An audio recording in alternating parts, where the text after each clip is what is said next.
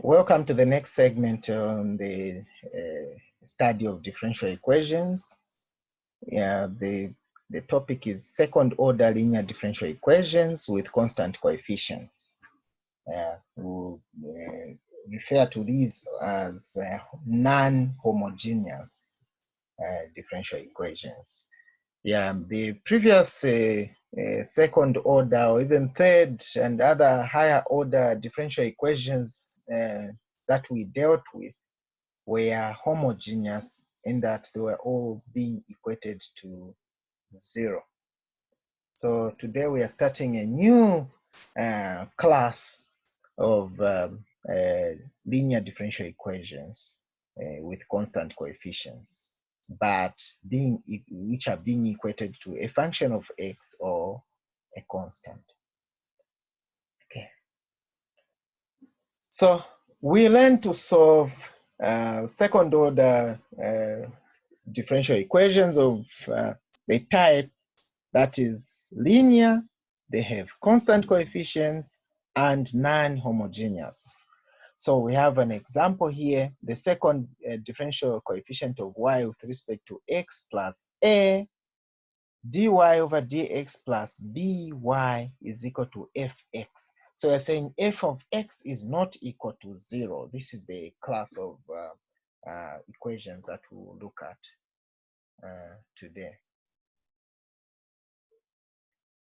So such equations are widely used in the modeling of various physical phenomena, like the analysis of vibration systems, as well as the analysis of electrical and mechanical systems. You can never do away with such kinds of differential equations. The solution of these equations is achieved in stages. So the first step is to find what is known as a complementary function. The second stage is to find a particular integral. And finally, the third stage is to find the general solution, which is the sum of the complementary function and the particular integral. So to find the complementary function of a non-homogeneous second order constant coefficient ordinary differential equation is to first solve it as homogeneous. So the first step is to solve it as homogeneous, that is by equating it to 0. So step 1, we ignore the right-hand side and replace whatever is there with a 0. So it will look like this. But meanwhile, we know to say there is a value there. So we apply the previous method to get the general solution. The previous method we just finished. And once we get the general solution, that is what we are going to call the complementary function. The answer to this equation, after replacing the function on the right-hand side with a 0 and solving for the general solution in the previous method, this one we'll call it the complementary function, CF. And it will have two arbitrary constants. It will have two unknowns. Okay. So this complementary function is then added to the particular integral to get the general solution. So the format is GS is equal to CF plus PI. General solution is equal to complementary function plus particular integral. So the complementary function is just the same as the general solution we were finding under homogeneous equations when we were equating to 0. But here we will not call it the general solution. We'll call it the complementary function. Then the particular integral is a very important part of this lesson, and we expect all of us to pay extra attention. So the particular integral, or PI, contains no arbitrary constants. So CF contains two arbitrary constants. This one we've already stated. This is just trying to emphasize. So let's now look at calculating, or the understanding of the particular integral. So given the second order ordinary differential equation, second differential coefficient of y with respect to x plus a, first differential coefficient of y with respect to x plus b, y is equal to f of x. A particular integral, by definition, is any function which satisfies the differential equation. A particular integral is any function which satisfies the differential equation.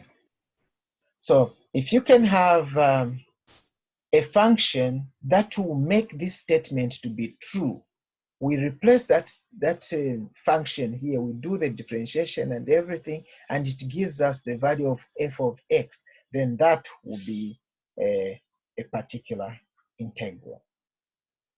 Let's move. So any function which, when substituted into the left-hand side, as I was explaining, results in the expression on the right-hand side. That is what we call a particular integral. I hope everyone is following. Listen very, very carefully. So let's look at an example. We just see, we shall attack this topic with the aid of examples. Show that y equals -1 over 4e raised to the power 2x is a particular integral of the second differential coefficient of y with respect to x minus the first differential coefficient of y with respect to x minus 6y is equal to e raised to the power 2x. So we want to show that y is equal to -1 over 4e to the power 2x is a particular integral of this. We've already explained what a particular integral is. So we are looking for sorry, we are looking for a function whereby if we differentiate it twice, then minus the first differential coefficient, then minus 6 multiplied by that function should be able to give us the right-hand side. That's what we are looking for. So we want to show that what we've been given is a particular integral of this differential equation. So we start with what we've been given. Y equals -1 over 4e to the power 2x. So we'll find first the differential coefficient, dy over dx. Then next we'll find the second differential coefficient, d2y over dx2. So the first, if we multiply, we differentiate 2x, we'll get a 2. Then that 2 multiplied by everything here to give us -12 e raised to the power 2. Plus this one that we've got, the dy over dx, we differentiate it again. If we differentiate it again, we'll differentiate 2x, we'll have 2, then we multiply by everything. So the answer for the d2y over dx2 is going to be -e raised to the power 2x. Now substitute these into the ordinary differential equation and simplify it to check if it satisfies the equation. Okay, so let's do the substitution. The first part, d2y over dx2 is, let me put my felt tip pen. d2y over dx2 is appearing here. So where there's d2y over dx2, we're going to put -e2x, which is this. Then where there is negative dy over dx, we're going to put negative half e to the power 2x, which is this, equal to negative 6. Then where there is y, we'll put the y which we've been given. So we simply replace in. We want to find out if the answer will give us e raised to the power negative 2. So after simplifying,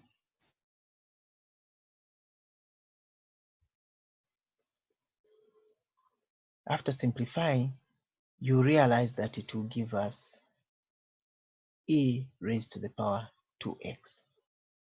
So we can do the simplification for those that that may need that. So first, we multiply the minus and the minus. This will be a plus. This will be a plus. Then minus and minus, this also will be a plus.